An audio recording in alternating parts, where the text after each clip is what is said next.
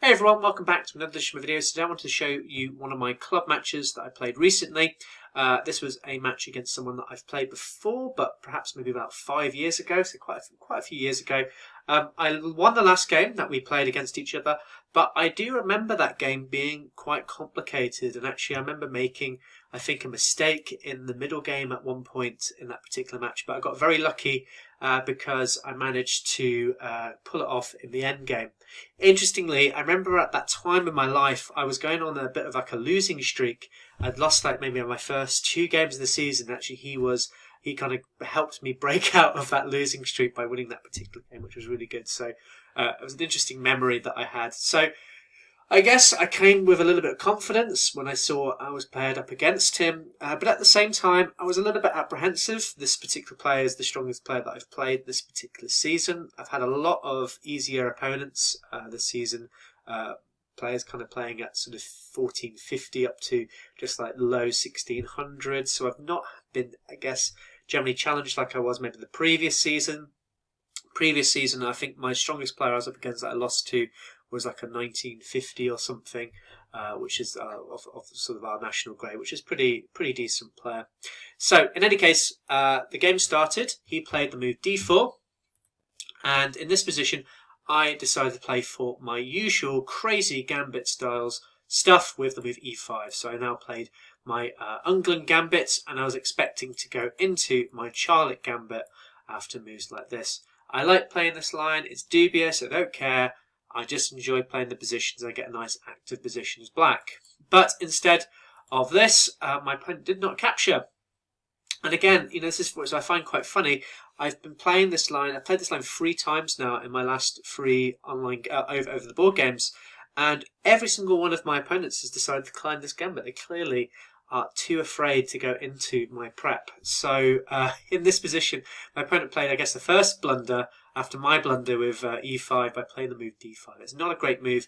It immediately equalises the position, and the reason why this is so bad is because black is going to get a good hold on these dark squares. So now I can play bishop to c5. This is my plan. I'm going to play d6 followed by maybe a pawn break on f5.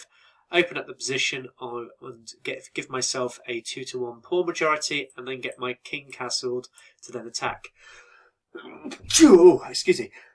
So I guess this position is kind of like an even better version of a French, really, where I've then managed to get my bishop outside of the pawn chain. So it's just a very much improved position, which is why the engine here gives it 0-0, so essentially equal already for black. So e4 was played. He takes over the centre. I now play d6, knight to f3, and now I play the move f5. I'm now taking over the centre.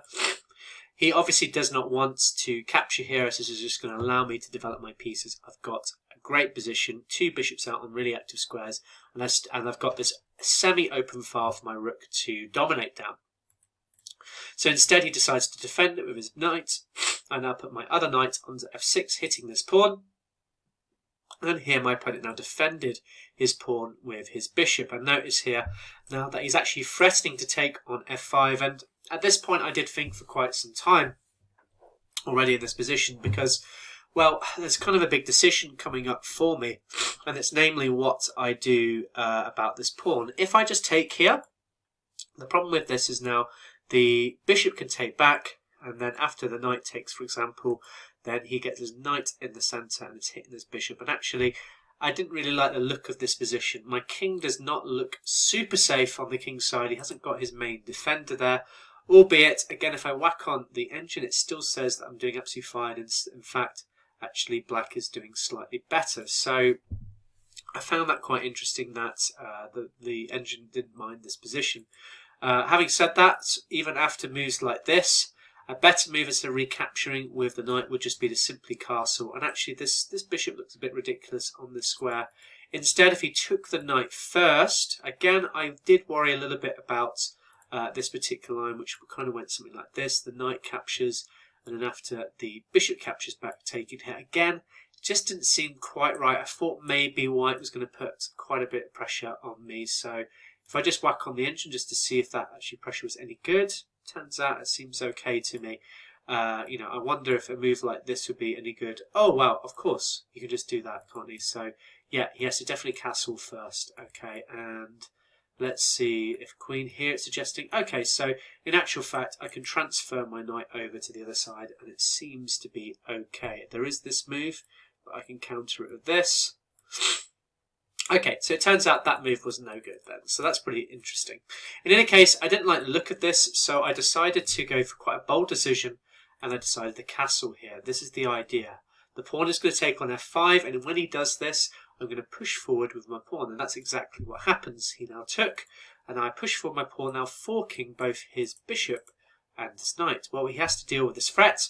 He captures with his bishop, and after I took back and he took back, I now have this very nasty pin on his knight.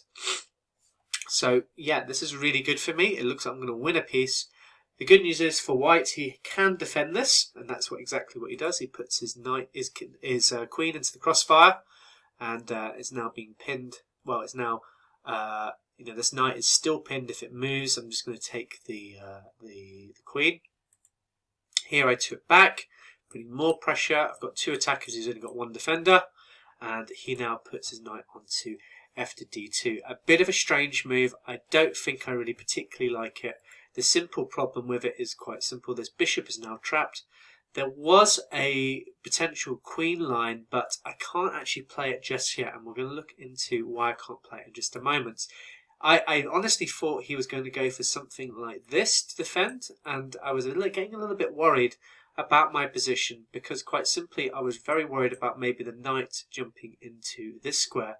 Turns out there isn't really any tactics in this position, as after h6 and then the knight jumping in here, black does absolutely fine after bishop takes, d takes and rook takes, and it turns out this knight still can't move out of this position. Okay, he might try queen to c4, but there's this very stunning continuation. I might have been able to find this over the board, but I actually kind of doubt it, as I perhaps wasn't looking for this particular tactic, and that was bishop takes on f7, a really powerful counterattack. And the point is, obviously, the knight can't capture back, and after the king takes, then you could do d5, forking both the knight and the queen. You actually end up being ahead of material after this long-winded continuation. So, quite an interesting line that could have occurred in our game, but unfortunately it doesn't happen. Instead, he decides to move back with his knight to d2. So, knight to d7 was then played, castles, and now I put my knight onto f6, perhaps a small mistake. Why I played knight to d2, just so you're aware, was there was some tactics with the knight coming to f6, throwing in a discover check against my rook. And the reason why that's important is a move earlier, I was really contemplating playing the move h4, but this immediately loses this position. The reason why it loses is after knight here, a very powerful counterattack and a really good tactic, I'm actually going to be losing a rook in this position. If I take the knight, he captures here, and he's got a very good position. My queen is under attack. I'm going to have to maybe move my rook back, and it's just a terrible, sorry, my queen back, and it's just a terrible position for me. So instead of all of this, what did I play instead? Well, after this, I've now played knight to d7, and now this guards against this particular tactic, as now my rook is defended. He now castled, and again, this is all defended now, but what I should have played in this position now is still queen to h4. I don't know why I didn't decide to play this move. I think I was still a bit, I couldn't kind of work out the tactics in this position. The point is actually after g3, there's a very nice move here, and that's actually just to simply take with the rook. The point being, if I take, obviously, firstly, if he takes my queen, I take his queen back. And if he takes with the knight, this doesn't matter, as I now take with the knight. And actually, materially, we're even in this position. And actually, I've got a very nice position. If he takes with his queen, I take back. And, well, in actual fact, I'm doing absolutely fine in this position. I'm attacking this pawn. I've got two very active bishops, this strong bishop pair. I'm going to maybe move my knight into e5 and maybe do stuff like this. And even get my rook onto this open f file. It's a very nice position. If I turn on the engine at this point, you can see it. Actually, the engine completely concurs with me. Minus 5.6, which is quite surprising considering the material is actually even in this position. So I did find that quite interesting that this was such a good position for me.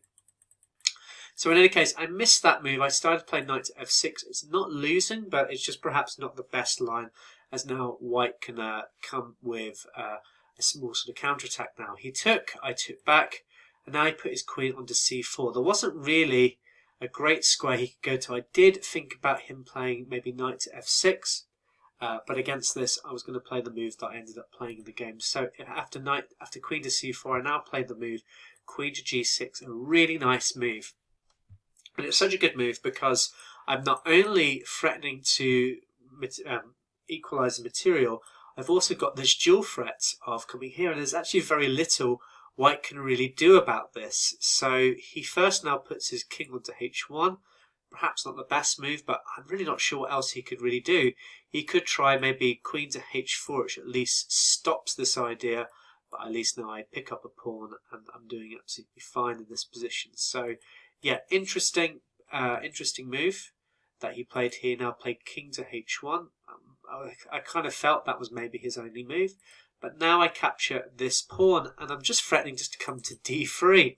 And well, unfortunately here my opponent, in fact, it was actually the best move according to the engine, but he plays a move that I just really thought, no, this is just terrible. But there really isn't a whole lot he can do in this position. I've got all really active bishops. I'm threatening just to play d3. There's not a whole lot he can do about it.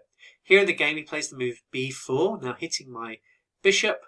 But now I just put my bishop onto d3, forking both the queen and the rook. And I hate to say it, there's nothing he can do about it. He has to move his queen out of the way, which is what he does. He moves it to c3. But what's so nice about this capture is he has to respond to this immediately. He can't take back my bishop over here and then maybe think about taking the bishop, because I've got a mating threat on g2. So that's why he now captures back with his knight on f1. I took the pawn on f2. I'm threatening all kinds of problems for him. At least he puts his bishop onto b2. He was thinking about creating this long attack on my pawn, but it didn't matter. I put my rook onto e2. He now moves his knight. I think he was expecting me to take the bishop first, but instead of doing this, I just wanted just to discombobulate his attack a little bit and just get rid of all of his attacking options now. He can't even take this pawn on c7 now. He has to move his queen to b3. And now I took. Obviously, he doesn't want to take with the queen, because after the queen exchange, I'm going to pick up the bishop. So instead he takes here on h, takes on g3. And now I play the move e4, really nice move as I'm now hitting this pawn. I'm still defending my rook. He now defends it with his rook, and I wonder if you could find the move that I played that I'm really proud of actually when I found it on the board. I thought, oh, this is such a good move. So the move that I played here to make him resign was the move queen to e2, just a stunning move. The point of this is I'm now hitting his bishop, but I'm also simultaneously threatening checkmate. There's nothing he can do in this position. I think the best move is actually just queen to f3. Again, according to the engine, I take, he takes, and I pick up the bishop anyway. But there is nothing else he can do. I'm just either going to win the up bishop or win with this nice... It's back row mate, but it's on, I guess, the side... A side row mate. Why do we call it that? A side row mate. So there we go, a really nice win from me. I was very proud of this game as I played extremely well. You know, I'm looking at the Lichess centre pawn loss. It gave me 28, which is very low for a match. You know, normally if I can get below 30 or 35, I'm generally very happy with my particular game. Even under 40 is pretty good. So yeah, I was very happy with this particular game. You know, I took a lot of risks, but the risks actually paid off in this particular game a few times, and actually was happy for the most part with my calculation, except maybe with maybe the knight f6 move was probably the only one that perhaps I wasn't as happy with.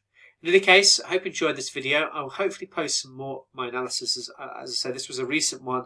Some of my other games aren't like of brilliant quality, but I guess they're quite interesting because there's some good struggles involved in them. But in any case, thank you for watching, and I'll see you soon. Take care. Bye.